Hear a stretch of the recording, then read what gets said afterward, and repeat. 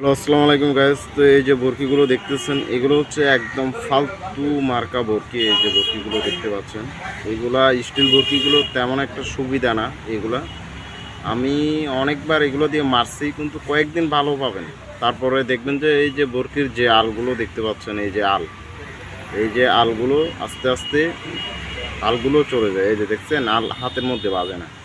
এগুলো হচ্ছে সব থেকে ফালতু বরকি। স্টিল বরকি আমি মনে করি যে এগুলো তেমন একটা সুবিধা না। আপনারা অবশ্যই স্টিল বরকি আপনারা কোনো সময় ইউজ করবেন না।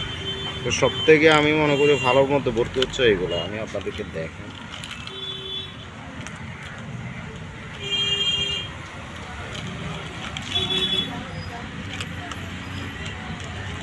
সবগুলোই নেই, আপনাদেরকে দেখাই। যেমন এই যে বরকিগুলো দেখতে পাচ্ছেন, কালো বরকি, এগুলো কিন্তু সব থেকে ভালো বরকি।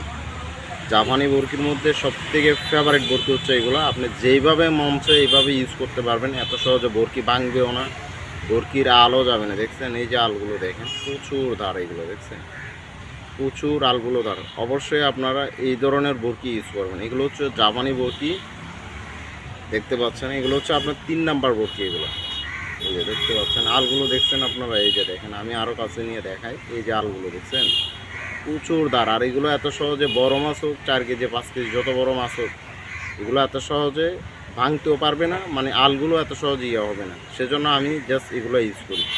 আর ভুলেও আপনারা এই যে বরকিটা দেখতে পাচ্ছেন, এটা ভুলেও আপনারা এই বরকিটা ইউজ করবেন না। তো এতটুকুই। যদি ভিডিওটা যদি আপনাদের ভালো লাগে, অবশ্যই একটা লাইক করবেন। তো সবাই ভালো থাকবেন। আসসালামু আলাইকুম।